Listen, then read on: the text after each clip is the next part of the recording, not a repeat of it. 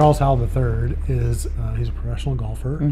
He was hitting all of his first shots very, very straight, very far. He had a chance to get to the par 5 at 2, and he topped the ball. Everyone standing around just kind of like looks at each other in shock, like, did that just happen? Did we just see Charles Howell top a ball?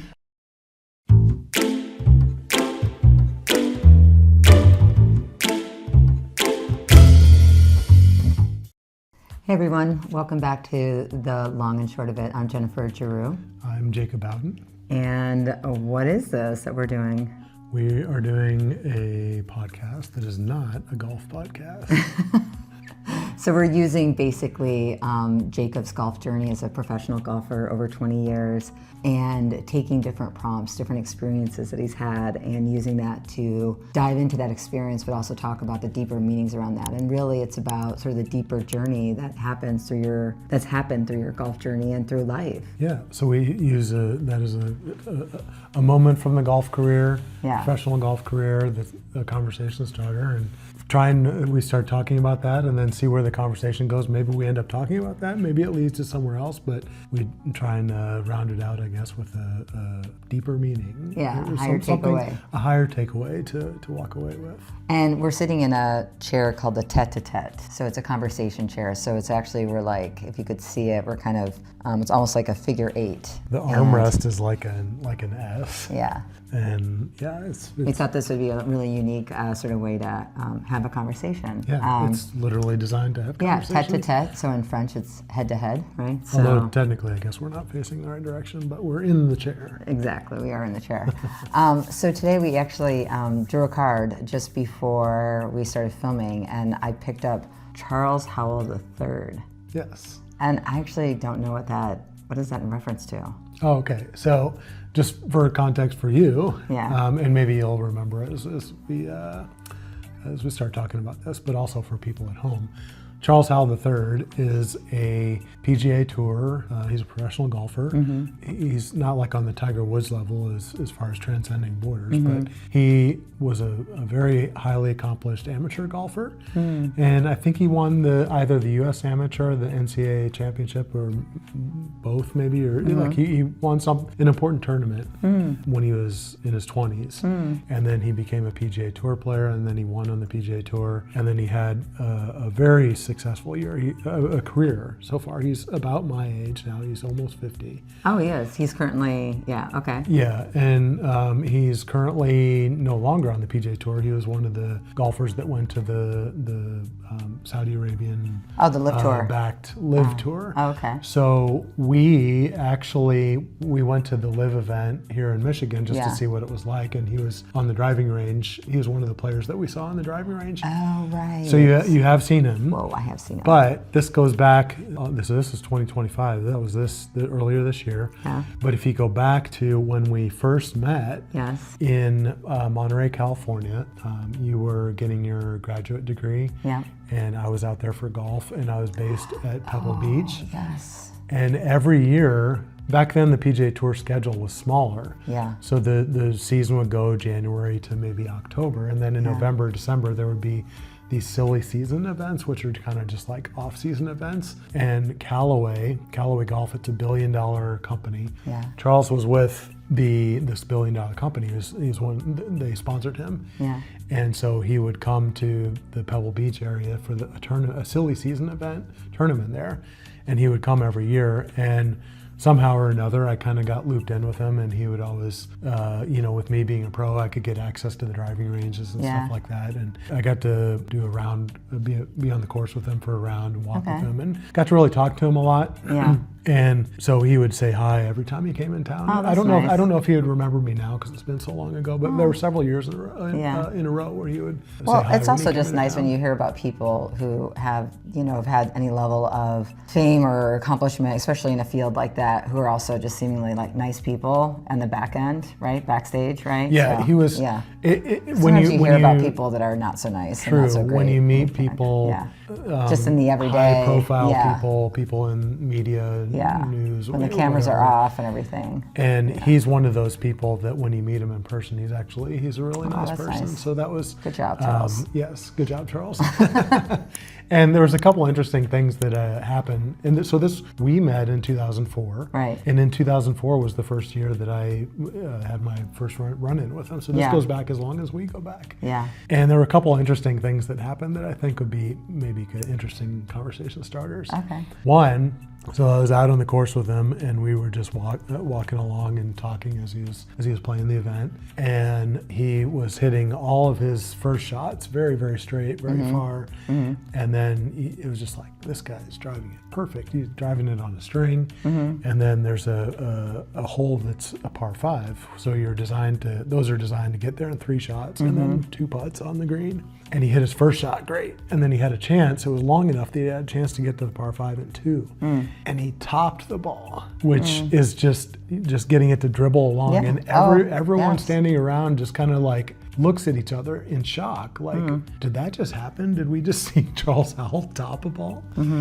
So it was, but then he hit his 3rd shot onto the green. And he recovered. He recovered well. Yeah. So that was kind of an interesting thing to observe, because I was just a new pro myself. Yeah. So I was kind of new to that kind of exposure. But then also, there's this perception when you see people on TV, and on TV, a lot of times they just show the highlights. So you don't realize that even some high-profile people are stumbling. They're just, they're human. So that was one of the interesting things. And maybe I don't know, you can react to these once I say this other thing. And the other thing was, I was trying to learn. I had started out as an average golfer and was just trying to make it to where he was on the PGA Tour. So I was just talking, and we were similar age, so I was just talking to him and asking him a lot of questions. So what's it like? What's the difference between this level and another level? What's the lifestyle like? And I remember he told me that for him, it was very, very important to be financially backed to the level that he could only needed to focus on golf. And so he had all life stresses were removed. There were no financial worry. He didn't have the money, I don't think himself, but he had backers that would just relieve all that pressure from him. And he also told me that he would fly around privately and spend the money for that. I think it was at that time, it was a couple $100,000 a year to fly privately, but the purpose was to arrive as rested as possible and as fresh as possible, and just to he really took it seriously. His I don't know, mental state and his comfort, and just making sure that he was really taken care of so that he could perform. So I don't know. So those were a couple things that were, for me, I thought it was really interesting to meet him early in my career, and then I've kind of followed him over the years, and then I guess it made me think of it this year because I saw him at the Libby, and it just reminded me of those things. I think one of the things that popped up for me as you were talking about the first aspect of he topped the ball was recovery, and I think that one of the things that we've talked about over the years, where you have been playing and then you hit a shot that you didn't intend to hit in that way, right? And how you need to shake that off, right? You need to recover. You need to get your head there was this quote that this passage I read recently of this exchange between this Buddhist monk and this guy, and the guy goes, I don't know what he said, Mr. Monk. I have so much worry about the past. How do you stop worrying about the past? And the monk just looks at him and goes, well, you just do. And the guy goes, well, I don't know what you mean. He goes, well, the past doesn't exist. Once it's done, it's done. And it seems so simple and elegant, but I think even in life when we stumble, for me, I can relate it to if I feel like I didn't quite nail a deliverable I was supposed to give for a client at work, or I stumble a little bit in a presentation, and you ruminate and it's hard to recover. So I guess, did you notice anything about how some of these players like Charles Howell III are able to recover? Obviously, you said after that he topped it, he just went on and he recovered. And did you notice anything about the way that he was able to recover? Did he just let it go? Actually, yeah. Now that you mentioned that, there was a resilience to it and kind of a neutrality that he brought to it. He hit a shot that everyone standing around there was not expecting a pro to hit a shot like that. Yeah. And he did. And he had, I don't know what was going on internally for him, but he basically had a non-reaction to it externally. And then he bounced back, like he had to hit the next shot right away. So he had to mentally do whatever he needed to do to recover. And he hit the next one, and he went right back to hitting perfect shots, so to speak. So it was interesting to observe that. And then there was another guy that I ran into at the tournament there, and he was I asked him, because he had been on the lower level. Charles went almost straight to the PGA Tour, and there was another guy that was on the PGA Tour that was on maybe a second level tour before. And I asked him, what's the difference between that level and this level, because the scoring is very similar. And he said something like, a birdie is a bogey and a bogey is a birdie. So birdies are kind of like considered good and bogeys are considered bad. So I see what it you was did. like a sense of like, whatever. It doesn't So he matter, doesn't let you get too high, doesn't let you get too low. Yeah. So that was really interesting to observe, and it also makes me think of stage performers.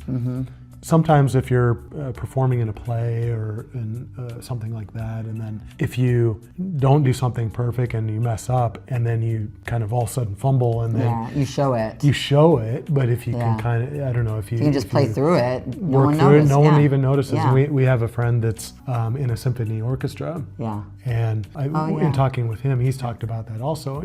We meet up with him afterwards, and it's like maybe in the orchestra they might have noticed a note that was missed or something. But if you the way that you carry yourself, and if you're in the audience, if you just hold your energy and retain your hold your space and just keep moving forward, no one even notices. Do you think like someone like, you all, were at the same age at that time, you saw this, like, and you've talked about that too, like there's a lot of, when you go out and play, I've been out there with you out on the course, and you play, and then you hit a drive or you hit a ball and it goes a totally different direction that you didn't want, and it's clear, right? How do you feel like you're doing so far right now at this moment with sort of the idea of recovery and letting go, even when you're with, people like me or friends, and, there's maybe this expectation that you're a pro, so you're going to be, there's a certain expectation of a level of play, but then sometimes, you have off days or you have an off hole. And I guess, how is your sort of progress or work with recovery, that relationship with recovery, that relationship with like letting it go, moving on, taking a softer, more neutral sort of perspective of heart with it? It's a little hard to say, because sometimes when you turn the lens on yourself, it's a little hard to say. Obviously, like, I've had a professional career, so like I'm definitely far better than I was when I first started my career. Yeah. I've done so much mental work, with a lot of coaching work and we've had shared teachers across our different careers. So I would say I'm definitely like made a ton of progress and improved a lot, but also like I'm still human. And I just filmed a golf video yesterday, and I was talking through it, and I was allowing it to be a raw video, and I hit some pretty poor shots. And so I found myself struggling, knowing that I was going to post this video, and I wasn't hitting good shots. And so yesterday, I think it's like, have I made any progress at all? Yeah. So I was kind of in it yesterday. Yeah.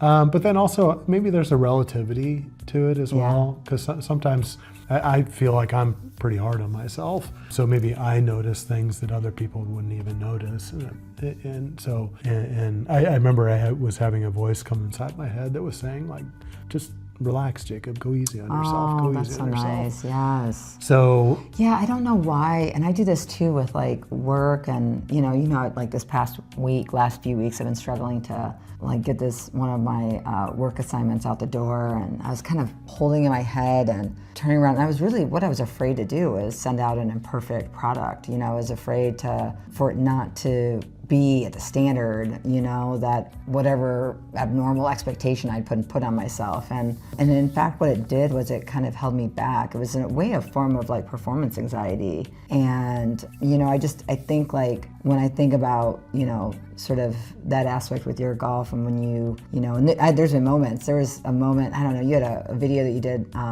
was probably like last month, and you showed it to me. I was on the driving range at Detroit Golf Club, and I was just like, oh my God, that's beautiful. Like, you got to post that. Just post it. And you're like, no, because you didn't. There's something about it that you didn't like how you were hitting, and I just thought it looked amazing.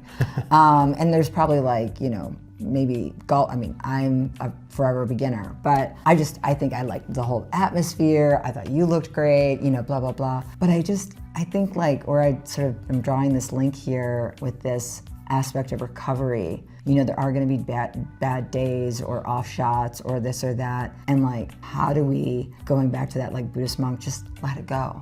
The past is the past. It's done. What if it really doesn't exist? We've already moved on. So I need to work on that. I know even within my own professional, play and terrain, one of letting go of this sort of idea of perfectionism or doing it right. And then the other, that when you release it and it's out there and maybe you stumbled a little bit, it's not a big deal. Like, you move on. And I think some of the most successful people that I come across are the people that are just like, hit ball, go forward, hit ball, go forward. So even, I love that saying, but even going back to Charles Howell III, he topped it, that ball hit forward, but he topped it, right? It might probably boop, boop, but it's like, that's really what it is. So as long as there's movement, there's progress. Yeah. I'm also reminded so we lived in Switzerland for 7 years, and we were there from 2007 to 2014. Mm-hmm. And Switzerland is such a small country that this was roughly the time when Roger Federer was in his heyday of his tennis career. So he was constantly in the media there. Mm-hmm. And now he's retired. Mm-hmm. But he's going around and doing, still doing corporate sponsor speaking kinds of things. And he did a university college graduation. He was like a speaker there to speak to the graduates. Mm-hmm. And one of the things he brought up was he's considered by many people to be the greatest tennis player of all time. And he posed this question. Better than like Serena Williams? Male player, I guess. Okay. See what I did there, ladies and gents? See? Well, and that's why I say he's considered by many, maybe not everyone. Yeah. But anyway. He's a great player. Yes. And so he was considered, there was a moment where he had won more Grand Slams than any other male tennis player. And he posed the question to the audience, maybe I'm going to fumble this a little bit, but he posed the question, how many points, and he was the number one player for years and years and years. How many points do you think I won in my career? And you would think like, oh, he must have won like 90% of them or something, because he just won so much. And it was something completely unexpected, like 52.4% of the points that he played, he won, which meant he was losing as many points as he was winning, and he was considered the greatest. Was able to recover. And he talked about that, his ability to. What did he say? What was his tricks? I'd have to look at the video again, but. But it should be ingrained in your mind. I know, right? I need to look at that. You need to do your homework. But he was very, very good, even compared to his peers. Yeah. And this can go beyond sports also. Yeah. But he was very, very good at dealing with so-called failure. It's like, oh, someone just hit the ball past me and they won the point. It's just a point. And then he'd be like, and then he might hit an ace on someone and ace the other player, but he wouldn't get too excited because he's like, it's just a point. So he kind of took that similar approach. He kept a pretty cultivated a pretty neutral reaction. And it's kind of like when we were talking about. So he's very good with dealing with quote unquote failure, and could be considered very resilient. Well, I guess one of the things maybe that just popped up for me, because you did spend that time learning how to win. What would it look like? Oh gosh, I mean, I'm sure there's probably like mental, performance coaches out here are probably going to cringe at what I'm about to say, but there's this thing in resilience studies that in order to be resilient, resilience isn't built in the sunshine, it's built in the storms. It's when you are getting disrupted, when you're getting shocks, that you have a chance to build up that muscle, that muscle memory, that physical muscle, all of that in order to endure and recover quickly. So, if you live in a a high risk, area with a lot of natural disaster. You get adapted to preparing for the hurricane and things like that. So I guess, the reason why I bring that up is like, what might it look like in a journey to be stronger at recovery, to lean into the failure, to be romanced by the failure, to let go, to neutralize that. Like what would learning how to fail quickly, easily look like? And I'm not saying like go out there, but I'm just saying like there seems like to be with this aspect, because sometimes I've seen, you have talked about that coming from a game that you would perceive to be higher stakes or high stakes, and you talk about like, oh, you hit this and you got a bogey, and then everything sort of spiraled out of that, so you didn't recover. And I think about that, like what would that look like for you to really work on and applying some, even that thinking that you did with learning how to win, to be in a better state of recovery and being okay with your losses, or being okay with your quote unquote failures. It's something that I've worked at. I observed that very so early hard on. The brain. And so it's certainly something I've worked at a lot, and I've improved at a lot. Yeah. But we're all in having a human experience. So in the human experience, it's not always easy. It's not always perfect, and sometimes those, like you were saying, the challenges or the losses or the embarrassing moments, or just the places where you feel vulnerable, and maybe there's opportunities to learn there. Sometimes people say like you can learn more from your failures than you can from your wins. I actually think like you can learn just as much from winning as you can from losing, but also, like you were saying, like when you're having difficult, challenging moments are an opportunity to like build strength and build resilience. And Well, and I just think, I just got done, it took me, I just defended my doctoral work, right? And it took... Dr. Jen. Yeah, but it took so long. I mean, even from the moment that I handed in my dissertation, which was in 2022, and then to defend it, and there was just so much that, and a lot of it was a fear of failure. Is the work going to be good enough? It was all ethnographic. Like, am I telling the story with accuracy, and am I being fair and right to those that I studied? And so much of it was about me resisting and fearing a sense of failure, of it not being. And so much got in my way of actually just making that more of a joyful, quick, and a lot of it was because of fear of failure, fear that, it wasn't up to snuff, and et cetera. And I really took away the joy rather than leaning into sort of the experience of it and just relaxing, releasing, knowing that if I gave it my best, then that was enough, And in a way, it's taught me a lot as I think about this next chapter of myself, how can I release some of the things I'm working on with greater ease and relax that fear of failure and the perfectionism, and recover more quickly when I quote unquote do stumble, which is totally normal. So, I think that now having talked about this is just, it's just, again, like so many ways that we work through growth in life is through the mediums of what we're working on.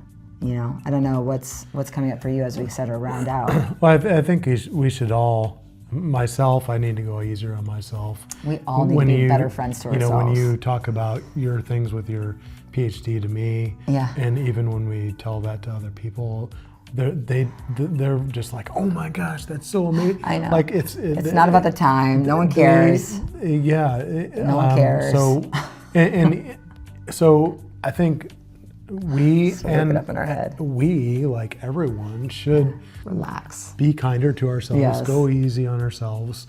But then also, these are things where you can definitely things you can learn from and keep working at it, keep getting better. But I don't know that it ever goes away, because going back to the example of Roger Federer, I remember I watched he allowed himself to have a documentary filmed about the last moments of his career where he was going to announce his retirement, and he had written a speech, or maybe he had some speechwriters write it or something, but he was getting ready to read it in the microphone. He recorded it into a nice microphone and he was going to post it on social media, and all his staff was sitting around there, and it was almost to the minute where it's about to go out, it's about to hit the send button, and he was like so nervous. And this is like a person that's at so humbling, the top of their game. Yeah, and the top has achieved things that are just get kind into of our unfathomable. Heads.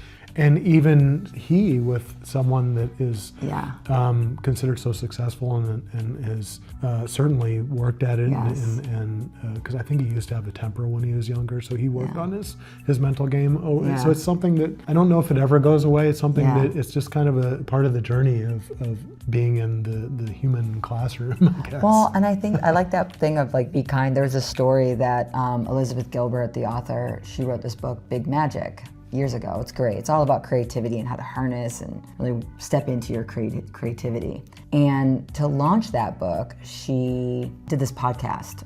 And every episode she would talk to somebody or talk to them about their creativity. And anyways, she shared this one story one day where she gave a talk to some big crowd, and she kind of, the way that she described it is she bombed it. Like, I mean, Elizabeth Gilbert, you look her up, she's a wonderful public speaker, she's a wonderful author, thinker, seems like a wonderfully conscious person. Any presentation I've seen her in, she seems like she just nails it. But anyways, the way she describes it, she felt like she bombed, like she didn't hit it. And she then reached out to a friend, Brene Brown, and I maybe slid into her DMs or something like that, and was like, and Brene Brown, personal growth guru, does a lot of work on like stepping into your vulnerability. And she reached out to Brene Brown and she goes, I bombed this talk and I just feel like crap. And she's struggling with recovering. And Brene Brown goes, Liz Gilbert's like, the way she explains it is like, do you have any advice? Like, what should I do? How do I get out of this?